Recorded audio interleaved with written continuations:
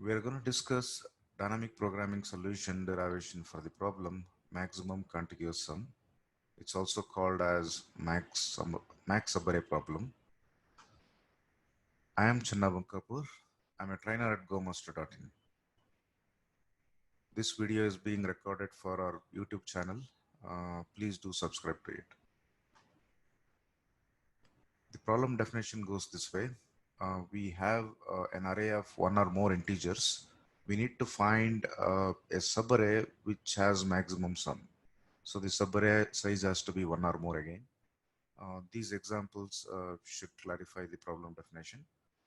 In this example, we have 7 elements, and this subarray of 3 elements is going to add up to 4. And this is the maximum sum we can get of any subarray. And another example is going to clarify better. So the subarray having 4 elements leads to a sum of 6. Right. So I just elaborated the problem a little more for one of the examples here. So here we have this array of 7 elements, and then I listed out all the subarray sums in a matrix form. At I comma j, if this is I and if this is j, at I comma j we have the sum of that subarray. So subarray starting from 3 to 5, the indices is going to be this subarray, and sum of that is 4, which is captured here. Right. So this kind of illustrates there are some big of n squared number of subarrays for n elements. And so a brute force approach could be you just figure out all subarrays and find the sum of those subarrays and then find the solution. Because there are big of n squared subarrays, such a solution is going to be big of n cube, because finding the sum itself is going to take linear time.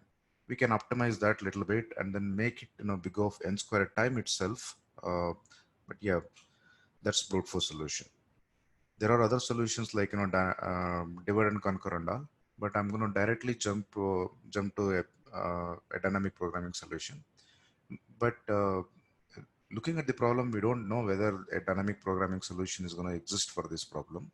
But all we know is this is an optimization problem, which has basically a bunch of candidate solutions. That means each of these subarrays are a candidate for a solution, and any one of them could be the optimal one. All we need to find is the one that is optimal, right? So optimal in this case is going to be maximum sum, right? So again, a brute force kind of approach, as I told you already. We go through all of these, candidates, and then find the value of that and then optimize on that value, right? So there are n into n plus 1 by 2 such candidates in this problem, right? So I'm going to define a function. So this function is going to find the answer to us. So this is exactly what we want. This is f is the function, which is essentially the problem definition. We have an array of size n. I'm going to index that from 1 to n. Normally we have arrays which are indexed from 0 to n minus 1. But yeah, for convenience, I'm going to use a of 1 to a of n. And f is that function that's going to give me that optimal value, that sum, the maximum possible sum. All right. So now we saw the candidate space, which has this n into n plus 1 by 2 candidates in that. That is covered in that blue border. Now to find the optimal candidate out of this thing, instead of going iteratively or exhaustively over each candidate, what we can do is we can think of partitioning these possibilities into two or more parts, right? Yeah, there are many ways of doing that. One of the ways I chose is which was convenient to me is I chose this one. Whatever the answer I want to find in blue area is what is called f of n I need to solve, right? I partitioned into two parts where one of the parts is going to look like just like the same triangular shape, which covers up to the last but one column, right? Except the last column, everything is covered. And if you see, that's exactly what the problem for f of n minus 1. That means for first n minus 1 elements, if you find the maximum contiguous sum, that is going to be, the solution for this area, right? So another one is not really an f function. It is some kind of vector which has some n different ranges, and we need to find, as in, we can find one of the optimal of that area also. So if you look at those ranges, all of them end at n, but they start at some different points. So that means we need to find a range which ends at n, and then it can start anywhere, so that we want to maximize the sum. So this is more like a subarray which is a suffix, right? So it's a different function. It's not going to be f. Maybe we can call it as g of n, something like this.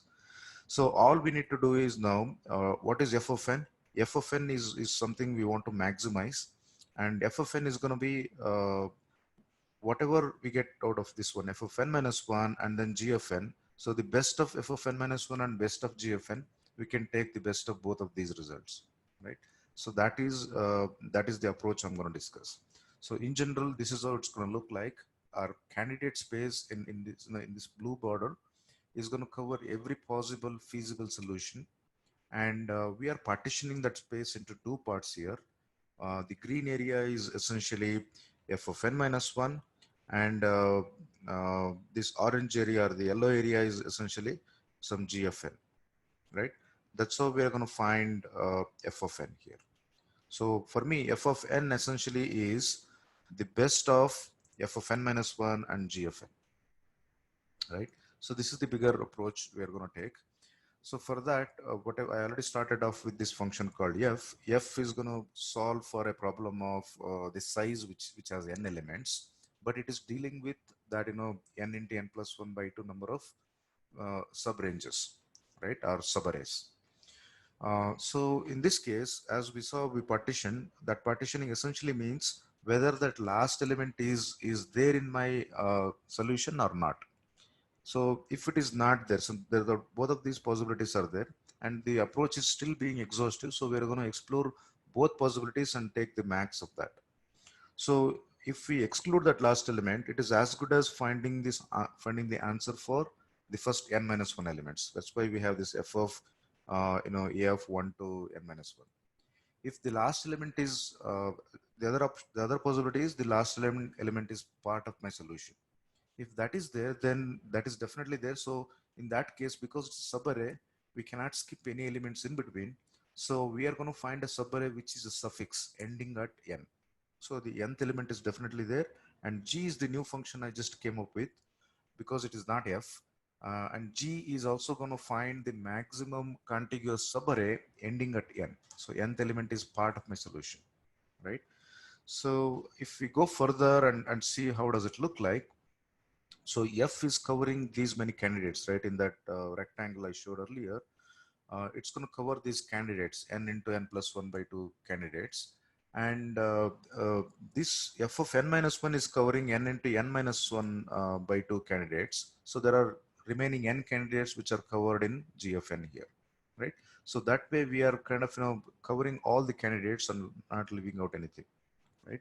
So that way the optimal solution has to be, caught. We cannot leave anything out. If we expand this g function further, so g function is going to have that afn, the last element for sure. So we cannot leave that out. But there are two possibilities. One is either the answer has only that last element, right, or it can have just more than that. So that last element is definitely there, but it can have more or not. So if it has only one element, that means that is the only candidate we are actually dealing with. If there is only one candidate, the optimal answer has to be that, right? For that area at least. So that's why it's just A of n. And if it is not just A of n, then the answer is A of n plus whatever the solution I get for g of n minus 1. Because this is a suffix function, it's not going to leave any gap, and we are going to get a proper subarray, right? So g of n minus 1 now is ensuring there is at least an a of n minus 1, and then anything more than that, right? That is g of n minus 1 is going to take care of that, right? So now this is the idea of solving the problem. We are not actually claiming that this is going to be more efficient, but at least, this is going to give a good idea of how this can be solved, and we'll see how to improve it later, right? The performance I'm talking about. Otherwise, the correctness should be visible here. right? I'm going to take a simple example just to run through the approach I just explained. Suppose I have 6 elements in the array and we want to find the solution for that. And f is that function as I told you earlier. So f of these 6 elements is what we want to cover. Normally, going forward, I'm going to write in short f of 6. F of 6 indicates we are finding the optimal value for the first 6 elements of the array, right? That's what it means. And so in this case, there are two possibilities. One possibility is without that last element. Another one is going to be with the last element. In the without path, I just excluded the last element and still calling the first 5 elements, f of 5. In the with, it is g of 6, g of all the elements, right? If you just go further down, f of 5 is going to have f of 4 and then g of 5, right? That's what we figured out because f is already defined. And if you go further down in this g of 6 here, we are going to have g of 5 or g of 5 plus that last element. Last element is minus 2. That's why you see minus 2 here. So g of 5 plus 2 or sorry plus minus plus of minus 2 or just that minus 2 itself, which is the last element, right? So that's what we figured out earlier, and this is how it's going to look like. So if you just expand all of these until you reach some kind of what is called the base case, where this kind of recursion doesn't help, you're going to find the answer. So instead of going through every possibility here, I'm just going to expand one possible path, which is this g of 5, right? So g of 5 is going to expand to g of 4 here and then plus 2 because that is the fifth element or just the fifth element itself, right?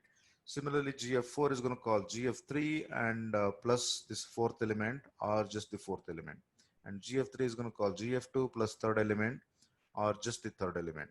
And that's g of 2 is going to call g of 1, which has only one element and plus second element here or just the second element. We know g of 1 cannot go further down because it's a suffix function and it has to have at least one element, right? So we cannot say g of nothing. That's not valid because g is not even defined for that. So what is g of 2?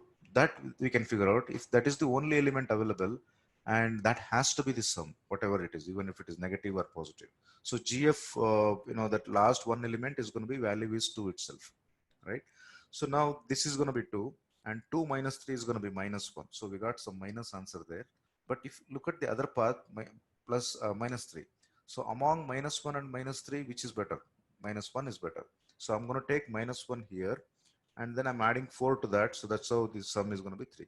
So we got 3 in this path and we got 4 in the other path. So that's why the best answer is going to be 4 here, which is going to be returned because max of these two is going to be 4. If you realize what, look at this is what is happening. So the maximum possible suffix for these 3 elements is 4 itself. You cannot get better than that, right? Because if you include more elements, it's going to be 1 and then only 3, but never more than 4. So that's why 4 is the best answer. And I'm going to again negate this minus 1. So the answer for this level is going to be 3. But among 3 and minus 1, 3 is better. So I'm going to return 3 here. And 3 plus 2 is going to be 5. And among 5 and 2, 5 is better. And 5 minus 2 is going to be 3. And among 3 and minus 2, 3 is better. So we have g of 6 is equal to 3, right? And if you go further down on the left side to find what is f of 5, f of 5 calls f of 4 and then g of 5. So if you observed here, we already solved for g of 5 here. G of 6 is equal to 3, but g of 5 is equal to what? It's equal to 5. It returned 5 here. 5 minus 3, 2 was actually 3. So that's why g of 5 is already 5.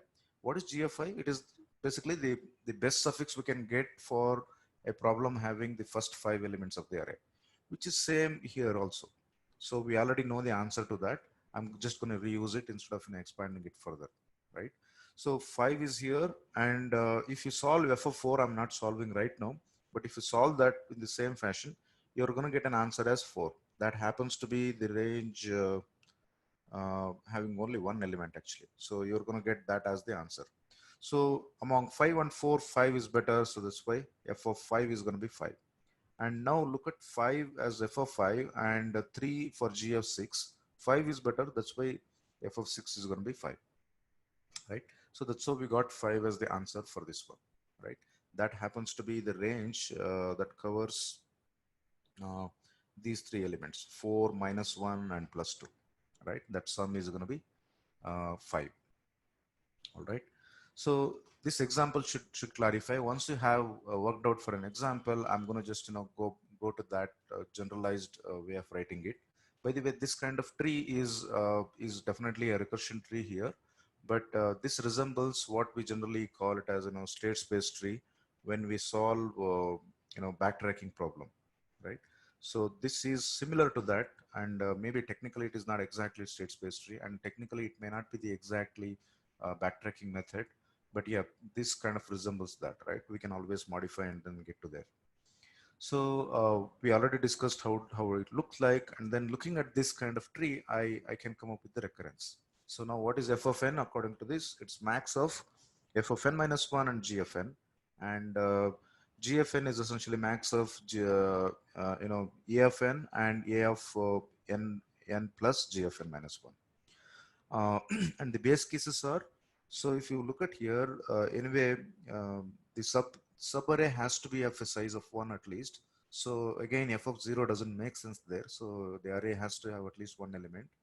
That's why f of 1 is going to be just that element itself, because the subarray has to have one element, right? And similarly, g of 0 also doesn't make sense because the suffix function also has to have at least one element. That's why g of 1 is going to be the first element itself, right? So those are the base cases, right? Now, once you have this kind of recurrence, you can code it naively, just as it is, right? So look at the recurrence. First, figure out as in check if it's the base case, then just return that value in the base case scenario. Otherwise, apply the recurrence, right? And I just implemented both functions according to this, right? So pretty much this is pretty much the easiest way of implementing it, because once we already have the recurrence, this is just putting that in the algorithmic form, right? But what is the efficiency of this one? So if you see, if this is t of n of function f, so this is going to be max of, so there is f of n minus 1 here, so t f of n minus 1 plus whatever g function leads to, so tg of n, right? That's what is the time complexity. And what is tg of n? Tg of n is, if you see here, this has tg of n minus 1, and nothing else is there. Pretty much it is constant. So this is going to be essentially linear time. If this is linear time, we have already t f of n minus 1 here and linear. So this is going to be quadratic. So that's why this is quadratic. This is not very much better than the brute force method we thought of earlier, the big O of n squared brute force algorithm, right? But let's see whether it can be improved further from here, right? So if you observe, there is some kind of inefficiency here. Actually, if you go back and then see this example, in this example, what happened was there was g of 5 here, which is solved in two different places. Actually, in this diagram, we didn't solve it, but yeah, if you just implement that naively, that whatever we have done, the way we have done it there, it's going to solve it multiple times. It's not just this one. There are going to be many problems that could be solved multiple times, and such a thing is called overlapping subproblems, right? So now, if you just look at the recurrence here, that is kind of evident. So what happens is we already figured out the time complexity is big of n squared. That essentially means there are big of n squared number of calls to either function f or function g, right? So now, if you see how many distinct problems we are solving, like in that example, GF5 is solved twice, but GF5 is only one problem, right? If you see that, look at f of n here. For a given value of n, there are only n different problems here. Actually, one of them is base case, and remaining n minus 1 are the problems that needs to be solved, right? When I say problem, it's the instance of the function, right? For a given value of n. So similarly, GFN also has only about linear number of problems to be solved. So there are only linear number of problems to be solved, or the instances to be solved.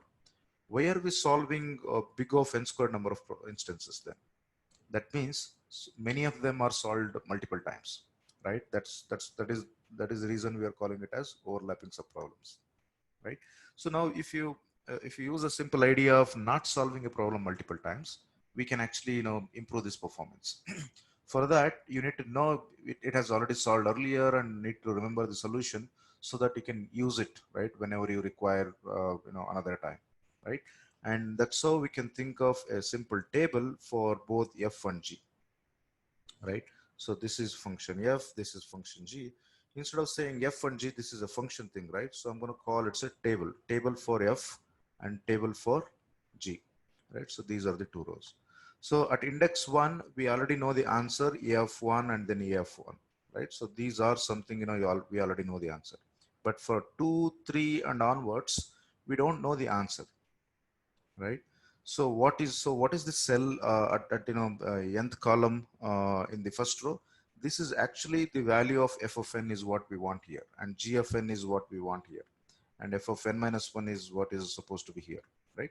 So I'm just enumerating or basically creating a placeholder for each of those instances of the problems, f and g, right? So all we know at the moment is only these base cases, right? Everything else is not known. But what we want is we want only one value, which is this f of n, right? So just because we don't know that, we are going to call these things recursively. F of n is going to call a g of n and f of n minus 1. And g of n is going to call g of n minus 1. And f of n minus 1 is going to call these two. And g of n is going to call these, right? And so on, right? Finally, it's going to come down to this part, right? So this is how the dependencies are going to look like, right? So because all f of n kind of depends directly or indirectly on all of these things, we end up actually computing all of them, right? So that's why if you just have a table and like this one, and then whenever you want to solve something, if it is not yet solved, you can actually call it recursively just the way we are doing it here. If it is already solved, don't solve it multiple times, right? Use this table as a placeholder to basically remember the answers, right? Such an approach is called memorization. So I'm using this table F and table G to remember the answers for f of I and g of I respectively. So these two are the base cases, and for the remaining values, I'm just initializing with something which is not a valid value, so that I can identify whether it is solved or not. Minus infinity for me is invalid. So that's why I'm just storing there. So the method looks very similar to what we have seen earlier. I just keep calling that as backtracking, but yeah, it's a simple naive approach. So this condition tells us whether it is already solved or not. If it is minus infinity, it is not yet solved. If it is not minus infinity, that means it is solved. So not equal to minus infinity indicates it is already solved. That's why I can just fetch it from the table and then return it. I don't have to recursively call and solve it. Otherwise, I need to solve this one. This is the statement we already saw in the earlier implementation, in the naive implementation. I'm going to call that and then remember that in the table. So we need to remember in the table because we should not be solving the same problem or same instance multiple times. Similarly, G is also used. If it is already solved, just return it directly. If it is not yet solved, call them recursively this way and remember in the table, right? So now these two functions look very similar to the previous one. So why this is not big of n squared is, if you look at here, there is a condition. If this condition fails, then only we execute the second line, right? And the second line is the one that has recursion. And if you see how many times we execute it, it depends on how many times this is going to fail. And how many times it's going to fail, the number of entries in that table, whatever we have. So except one, everything else was minus infinity. And there are only like, 2n minus 2 such entries. So only those many times you're going to come to the second line, either in function f or function g. So that means we are only executing it for linear number of times, not exponential, not quadratic number of times. And that's why the time complexity is reduced to big O of n. But yeah, this is going to need some space. The space is needed for two different things. One is for this table F and table G, and another one is the stack for recursion, right? Because this is still recursive, right? So this method is called memorization, but otherwise, yeah, this is the kind of dynamic programming already. But yeah, classically, when people say dynamic programming, what they mean is they look at this recurrence, or instead of implementing it in this top-down way, they're going to directly make it bottom-up, right? So this is the solution to that. How do you really make it a top-down approach to bottom-up, right? So you don't even have to look at the memorization function. Just look at the recurrence here itself and see the dependencies. I'm going to use the same DP table. It's informally called DP table, where you remember the solution to instances of the problem. This is my table F, and this is table G, right? So we have 1, 2, and so on, right? So this is the whole table. And if you look at the dependencies here, f of n depends on these. We have already seen this dependency, right? So f of n depends on g of n, and then f of n minus 1, and so on, right? Look at these dependencies. To find f of n, we are supposed to find, we should find these two, which whatever it depends on, and then only we can actually compute that value, right? So what if these two are already computed before this? So if we ensure that particular order where if the dependent, whatever the instances you depend on, if they are computed before the actual problem, then we don't need this kind of recursion at all, right? So we can just do it in a linear way, right? So all we need to find is one linear order such that whenever you're solving a problem, the sub problems are already solved. See, we already know f of 1 and g of 1, which are kind of known already. And other than that, what if you compute g of 2 first, right? After you know f of 1 and then g of 1, these are the base cases. So g of 2, whatever it needs is already available, which is g of 1. Then if you compute f of 2, f of 2 needs g of 2 and f of 1. They are already computed. And then you compute g of 3. That needs only g of 2. And f of 3. That needs g of 3 and f of 2. They are already computed. So in general, whenever you are computing g of I, g of I minus 1 is already computed. That's what it needs. And whenever you are computing f of I, if you just compute g of I before that, and f of I minus 1 must have computed earlier. So both of them are already available to us. So that's where you don't need a recursion there. You can just use those values which are computed. I'm going to use the same table so that you can directly access from the table. So I initialize the table with these two values, g of 1 and f of 1. And for I equal to 2 onwards, look at this here. This is the same kind of recurrence we used earlier, but the difference is it's not a recursive function. It's not a function call. It is just a table lookup, both for f and g, right? So that way, all of this function body is going to take constant time because it's just a table lookup and some addition and comparison and things like that. So that's why this is going to work in linear time, and it is iterative now. But if we're still using the table here of size linear size. That's why it takes big O of n size, right? The space complexity is big O of n, but it doesn't need stack, so we are already saving there, and this should work little faster than the previous approach. One reason is we don't need stack. Space is used, space is saved, but on the other hand, the recursion is saved because a recursive call, a function call, is a lot more expensive than just a loop increment or loop going to the next iteration of the loop, right? Because each loop in this for loop actually indicates a function call, right? In top-down approach. So this is called bottom-up approach, and this technique of finding an order. If you want to know the technical term, that whatever the order I figured out is what is called a topological order of that dependency thing, right? Dependency graph. What is dependency graph? Those dependencies I wrote for the DP table. This can be called as a graph, right? Where each cell of the DP table is a node, and these edges indicate the dependencies. So if there is an edge from I to J, that means I needs to be solved before J, right? So when you find topological order of that, your bottom-up approach is ready, right? All right, so this is classical dynamic programming solution. Maybe generally we stop here, but in this problem, if you observe, we don't really need to remember the whole DP table. The idea of DP table is useful, but you don't need to remember. Why? Because look at this one.